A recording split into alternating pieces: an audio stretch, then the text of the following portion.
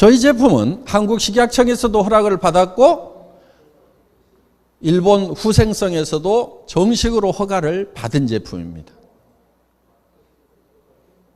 그러면은 후생성에서 건강에 문제가 되는 화장품 같으면 허락을 했을까요? 안 했을까요? 절대로 허락을 안 할 겁니다. 한국의 식약청도 발라서 나쁜 화장품은 절대로 못 바르게 하고 일본 후생성도 절대로 못 바르게 할 겁니다. 아마 전 세계에서 가장 까다롭게 하는 나라가 일본과 한국이에요. 미국보다도 실제로는 일본 후생성과 한국의 식약청이 훨씬 더 까다로워요. 독일보다도 더 까다로워요. 특히 한국의 식약청은 88년도 올림픽 때 선수들의 도핑 테스트,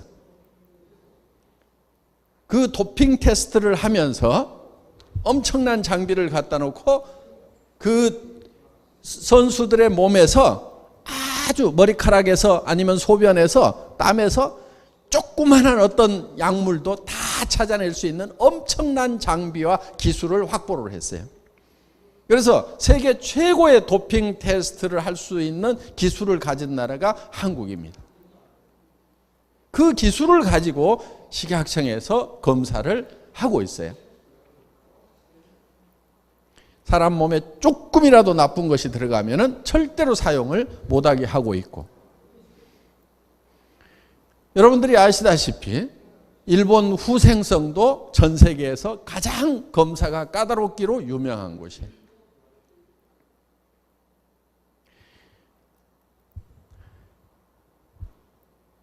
그곳에서 사용을 허락을 했다고 하면은 여러분들은 믿고 쓰셔도 됩니다. 그런데 가끔 회사들 중에는 그거를 과장해서 자기네 제품은 그것이 안 들어갔다고 얘기를 하는 그런 회사들이 있어요. 자, 두 종류의 회사가 있습니다. 그런 회사들 중에는 두 종류의 회사가 있어요.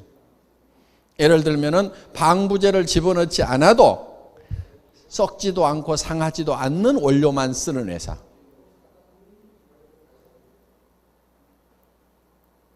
미네랄 오일, 석유에서 뽑아낸 미네랄 오일을 베이스로 해서 화장품을 만들면은 방부제를 집어넣지 않아도 화장품이 썩질 않아요.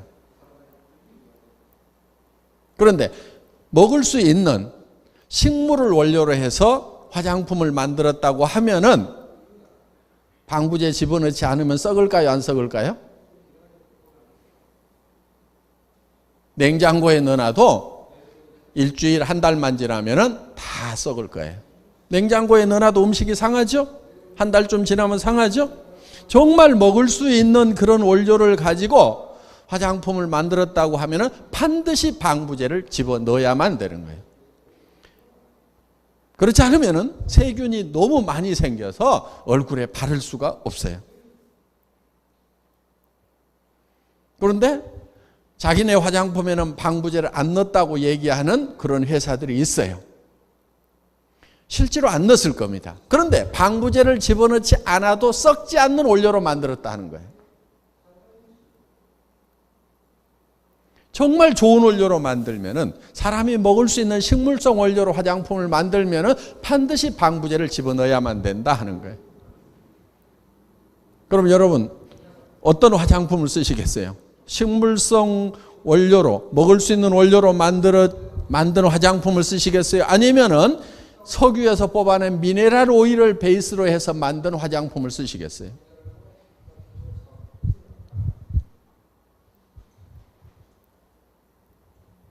저희도 방부제를 빼고 미네랄 오일을 넣어가지고 이렇게 만들어 드릴까요?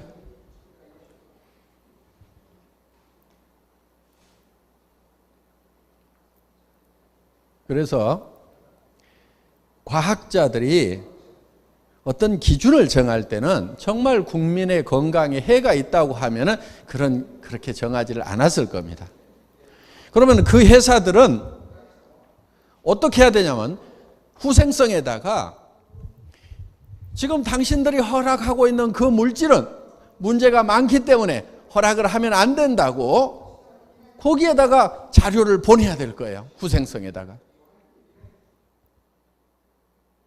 진정으로 국민들을 위한다고 하면은 지금 당신들이 허락하고 있는 그 물질은 이렇게 해가 되니까 그런 물질이 들어간 화장품은 절대로 허락하면 안 된다고 그 후생성을 상대로 해서 싸워야 될 거예요. 그리고 정말 그 방부제가 들어간 그 화장품들이 문제가 된다고 하면은 후생성에서 못 쓰게 할 거고. 그럼 누구 화장품만 팔리겠어요? 방부제가 안 들어갔다는 그 회사의 화장품만 다 팔리게 될 겁니다, 아마. 그런데 방부제가 안 들어갔다고 하는 그 회사가 왜 후생성을 상대로 해서 싸우지 않느냐 하는 거예요. 그리고 그 문제가 있다는 것을 증명을 해서 후생성에서 다 그 허가를 취소할 수 있도록 만들기만 하면은 자기네 화장품만 팔릴 건데도 왜 그렇게 하고 있지 않는가 하는 거예요. 물론 방부제 중에는 나쁜 방부제도 있습니다. 화학적으로 문제가 되는 그런 방부제가 있어요. 저희가 화장품에다 넣는 그런 방부제는 먹는 식품에도 넣어도 괜찮다고 허락을 받은 방부제. 여러분 소세지에도 방부제가 들어가죠? 또 여러 가지 먹는 식품에 첨가물들이 들어가죠?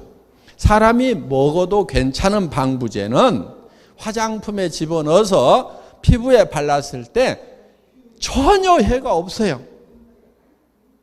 피해가 제로예요. 그래서 후생성에서 허락을 한 거예요.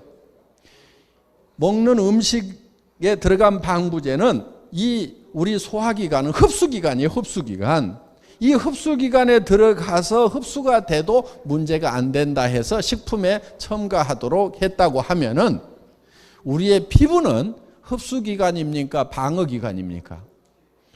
이 피부는 흡수기관이 아니고 방어기관이에요. 밖에서 들어오는 세균이라든가 오염물질이라든가 이런 것들을 다 방어할 수 있도록 되어 있는 것이 피부예요. 그럼 여기다가 이 흡수기관에 들어가도 문제가 안 되는 것을 바른다고 해서 절대로 문제가 되지 않는다 하는 겁니다. 그래서 법이 허락하고 과학자들이 허락하고 의사들이 허락한 그런 것에 대해서는 우리가 그 범위 안에서 쓰는 겁니다. 그렇기 때문에 저는 그런 그 원료를 쓰는 것에 대해서 후생성이나 한국식약청에서 허락한 것을 쓰는 것에 대해서는 저는 마음에 전혀 문제가 없습니다. 그리고 여러분들도 믿고 쓰셔도 되고 다른 사람에게 권유를 해도 됩니다. 대개는 이 일부의 나쁜 회사들이 엄청난 문제가 있는 것처럼 긁어 파가지고 자기들 거를 쓰도록 하고 있는데 그 회사 중에는 정말 방부제를 집어넣지 않아도 썩지도 않는 그런 화학적인 원료를 가지고 화장품을 만들어서 파는 회사도 있다 하는 거예요. 그런 그 회사, 그렇게 얘기하는 그 회사의 판매원들에게 여러분들이 이렇게 질문을 해 보십시오. 당신들이 쓰는 원료는 무엇을 썼느냐? 우리는 방부제를 집어넣지 않으면은 썩어서 부패가 되기 때문에 그는 먹을 수 있는 원료로 만들었기 때문에 방부제를 집어넣지 않으면은 부패가 되기 때문에 우리는 방부제를 넣을 수밖에 없는 그런 원료를 썼다. 당신들은 방부제를 집어넣지 않았는데도 썩지 않는다고 하면은 무슨 원료로 만들었냐고 이렇게 도리어 질문을 할 필요가 있다 하는 겁니다. 우리는 과학적으로 정확하게 입증된 것에 대해서는 사람들의 생각도 바꿔나갈 필요가 있는 거예요.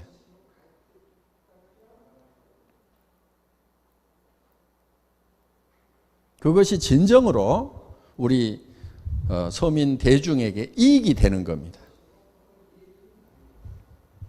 방부제 조금 집어넣으면 되는데, 그리고 그것이 아무 피해도 없는데 굳이 그것을 냉동 화장품을 만들어 가지고 냉장고에 보관하면서 이렇게 복잡하게 쓸 필요는 없다 하는 거예요.